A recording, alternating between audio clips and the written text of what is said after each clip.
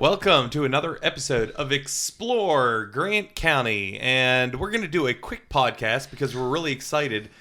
Brian McKinney never quick. is on his way. Correct. He's running for U.S. Senate, so we're going to interview him. I love his tagline, Death to Taxes. I agree. I did vote today. I must have thrown away my sticker. I voted in Hardy County today. Yep. So, let's get right into it because we're going to talk about finances. Yes, sir. And kind of really what we're seeing is a potential windfall, or not a potential, a windfall that the For the schools financially did receive Yeah. through COVID money. And then we're going to talk into a little quick not mismanagement. I hate that term. Just unwise spending. So of taxpayers' money, the citizens' money. yes. Correct. So first off, COVID money. They Yes. got just shy of $7 million. $6.9 million between 2021 and 2024. It didn't come in all at once. $4.17 million came in 2022. Correct. So the big thing that we saw, and we're still sifting through all of these numbers, and that's I've got another stack. Double sided. I've got another stack that big. Yeah. So we're releasing this slow trickle. Yeah. But the one thing that we did notice with the COVID money is they paid for salaries with it, which was allowed. Yep, it was allowed. That was permitted. Wasn't misspending. No. So salaries paid in this year so far, $28,000. Okay. And I'll tell you why those numbers make sense here in a while. Salaries last year paid were $760,000. Mm-hmm. The big year was 2021, 2022. Salaries paid in those years, 2021, 2022, was $1.9 million. And then in 2020, 2021, the year COVID hit, it was like $25,000. So we're over $2 million. Yes. So why that matters is, yes, this is important. This money, instead of coming out of the general fund, came out of the COVID fund, which they did allow. I mean, the PPE was meant to keep people employed. Yes, and that's what they wanted. They wanted to keep. But the school didn't lose any revenue. So where your business would have suffered during COVID, or our business, selling building products suffered, we had a decline in sales, obviously, during COVID. The school didn't have a decline in revenue. They still got their money from the state. All that money came in as normal, according to what the treasurer texted me. I think just this morning he did. So this money, this $2 million meant that their core general account had an excess of $2 million to spend however they wanted. $2 million to spend however they wanted. Correct. So $2 million is actually just about the same school. It's close entrance. to it. Oh, there's much more. Yeah, but that's just $2 million that we found. And there is a website which we can share where you can see what the CARES Act was spent for, because sometimes we've been told by the treasurer, listen, we can't spend that money here. We got to spend it there. The CARES Act was very broad and very loose. Yeah, it was very broad. It was how I call it legal talk, right? Yeah. It's like not very black and white. So there was a lot of areas, and we saw other schools do school repairs, school upgrades with the COVID money, CARES Act. So yeah. So that's the big one. What they also paid was in that was just not payroll. It was retirement, pension, everything. Yeah. Whatever goes to your weekly salary. Yeah, that was all wrapped up in that. So that's a big. That means over $2 million in the school budget. And then there was more paid for interventionalists or interventionalists. I think is that what it's called? You get close enough. Yeah, I don't know. It's not like a magic person. it's someone who came in to try to work magic to help the kids be engaged, and that's in this side here. I don't know what that number. I've not added that number up yet. But that's a whole nother piece. Which I'm sure, that made sense to them. Hey, the kids are suffering. They're at home. We need to give them a boost of education to help out, is my assumption. We have to look over the dates because they wouldn't have been going into people's homes in 2021. Well, I mean, everyone was freaked out. And the challenge is that started 2021-22. So the superintendent locked down the schools in Grant County. And a lot of counties did, unfortunately, and we learned that it wasn't necessary and it didn't work. But 2021 is when the records start showing, because we didn't get 2020, 2021, we didn't get any of that information, or I lost it. But that's when it started showing these interventionalists or whatever. So it would have been 2021, 2022 school So more year. money. Yeah. Okay. So that's a quick one. We're trying to get this done quickly, so follow along. Okay, now kind of money that interestingly spent money. Yeah, that questionable judgment. So they had a bus that they retired. I assume with so many miles, you retire a bus. And I think that's actually state code or law, whatever it is. They took a bus. They moved it to retirement in 2020. They painted it white, spent money to start fixing it up inside, and they spent $15,000 on a generator. So I was just going through this, and I came across $15,000 for a generator. I'm like, what would that be for? And so we reached out to the treasurer. He said, that's for the food bus, is what he called it. We're like, great. Has the food bus? Can you send us the records of how much the food bus has been used? His text, it's not been used. And we said, you started in 2020 and it's not been finished and it's not been used in 4 years. So we found about $30,000 that went towards the bus, the food bus. That's not done anything so far at all. And it's not done inside. And I was told, and this is what we're told, whether you believe it or don't like it or you want to rebut it. People don't like when we say told, but we can't reveal our sources. Yeah. And I will say on past podcasts, we were told, you come to the source. The thing is, I can't reveal the real source of who gave me the factual information. I'll keep my mouth shut. So anyway, so $30,000 on a bus that's not been used and is not ready. And I was told when it's done, it'll only hold like 8 kids at a time inside the bus to sit and eat. Yeah. But we don't know that for sure because it's not even done. Yeah, but you can go look at the white bus. It's down in the bus. I've not looked at it, but it's down at the bus seen garage. Pictures of it. It's white. Rough looking. So that was $30,000, not used, not anyways, not spent. Now, in one of the pictures, I happened to see a lift. A bus lift. You did some digging into the bus lift. Yes, I don't look like the type of guy who knows anything about bus lifts. And the treasurer, which I think was cheeky. He told us that. He's exactly right. I don't know anything about bus lifts. But we do have people that do know a lot about bus lifts. So they did purchase. Our uncle used to drive school bus, by the way. Well, our dad drove school bus. I forgot about that. Dad drove school bus. Listen to this. In Maryland before CDL was required. Yeah. So that was like, Could you imagine I was in elementary school. I used to ride with him to the bus. Anyway. So there's a lift in the garage, and it's like, okay, tell us about that lift, Tony. And Tony said, he said it was a great, amazing deal. So I'm assuming they bought it used, was my assumption. And it was only like $4,300. Yeah, installed. Good. Tell me more about it, because I'm all about specs, because I work with specs in the world of building. And he's like, it's a such and such 12,000 pound dual right? Okay. And I was like, okay, thanks, Tony.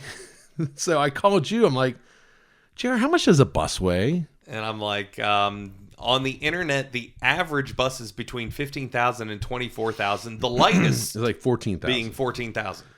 So 12,000 pound dual post lift. So the bus lift does not lift a bus. It's not, unless it's a short bus, and I don't know if we use short buses anymore. I don't know if we do anymore. It may lift a short bus. Are we even allowed to say short bus anymore? Well, what's it called? I don't know. A miniature bus? I don't know. I don't know.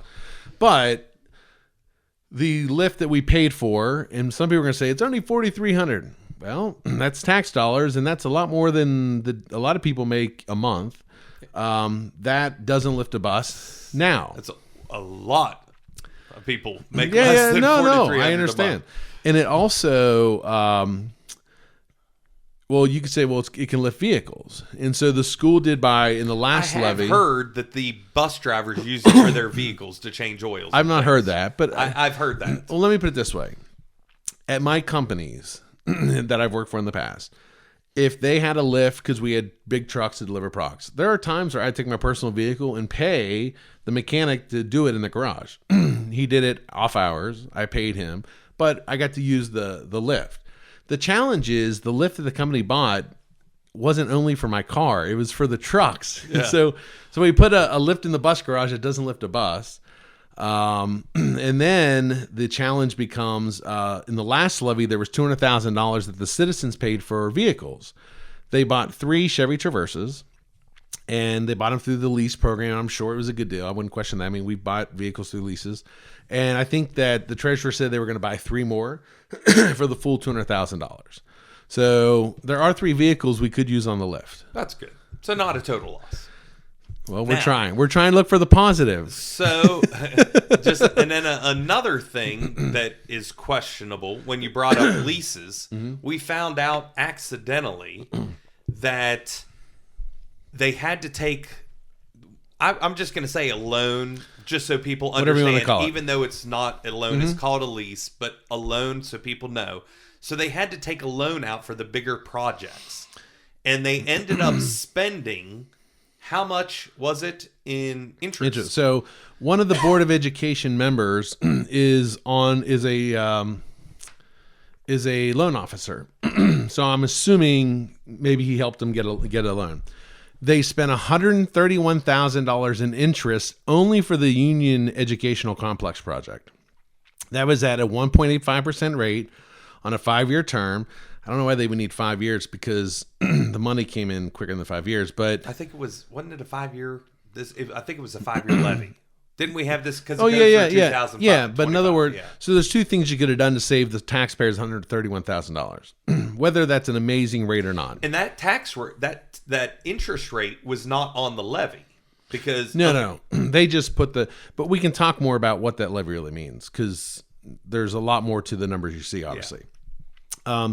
So it's a 5-year term on a 5-year term on $3.4 million. Or a $4.6 million project. And then the treasurer said in the text to me, he texted in quotations, but UEC never gets anything, right? Because we've made comments about Union being overlooked. And interestingly enough, I said, I commented this to you and my mother before. I said, are we being fair? Because on the last levy, 50% of the levy did go to help Union. And I said, are we being fair or how are we viewing this incorrectly? Because we've never said that. We didn't say that 10% or 0%. No, but let's say those were not our words. What are the that people? Union doesn't get anything. No, I understand. This is what Mount Storm people are telling us. So we're not making this up. I agree. That's not our opinion. Reality. That's not our opinion. Yes. We can share our opinions and really piss people off. Yeah. But are we being fair? And then I said I was there because I think when I drive, and I drive yesterday was 500 miles. You think I was a truck driver. I said, you know what? I said, JR, ask your wife, when she was in school, was there air conditioning in Petersburg? Because there was when I was there in the 90s. There was when I was there. And you were there in the 80s. Mm-hmm. And your wife was there, should we say the 70s? 1920s? I don't know. Something like that. Yeah. Your wife is older than you. And she said they had air conditioning. Yeah. So... And there's no way you can help educate the people at the board office to understand how people view things. And obviously you can't because they text stuff that pisses off even more people. Oh, the calls that I've been getting. They're like, you got another vote. We're voting no for the levy. Do you see what that guy texted? And I'm just like... Yeah, so they ended up, because we're pressed for time. Okay. So it was like 40 years later, they get air conditioning. 50 years later. Okay. Or 40 years. So now we're excited. We're celebrating that we finally give them air conditioning. And I don't know. I don't think that's a celebration. I actually think when you say it like that, you insult them more. Yeah. Well,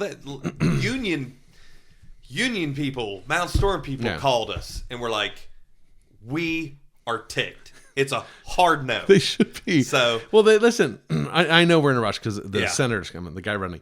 But our mother did a podcast on cooking and breakfast. And I think the treasurer during business hours said, "Well, we're giving them biscuits and gravy too." And I'm like, he just doesn't get it. And it's okay. It's okay. Listen, sometimes when you're in the glass shell and you're part of the establishment so long, it's hard to step out.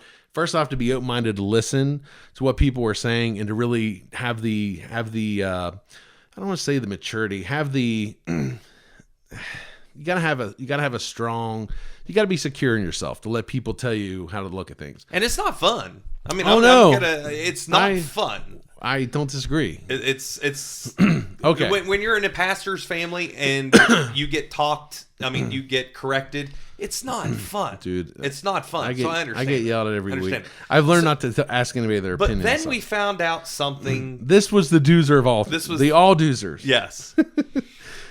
This was a good one. So the superintendent found this person that he felt was really inspirational. Correct. And I think he climbed Mount Everest, if I have the right guy. I looked up the wrong guy. I think his name was Tom Whitaker.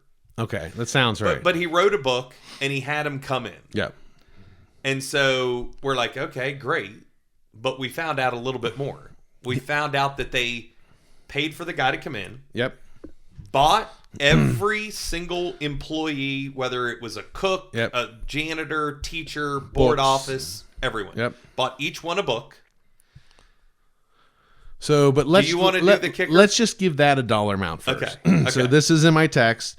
$13,800 was paid from the federal staff development funding, which is federal money. So he's going to say, "Listen, that's okay.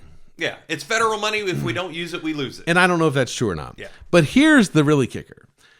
The superintendent paid every staff member who read the book and who turned in a report or paper, he paid each of them $480 before Christmas to read the book. To read the book. He paid, our superintendent paid his staff $480 to read a book. That came out of the general fund.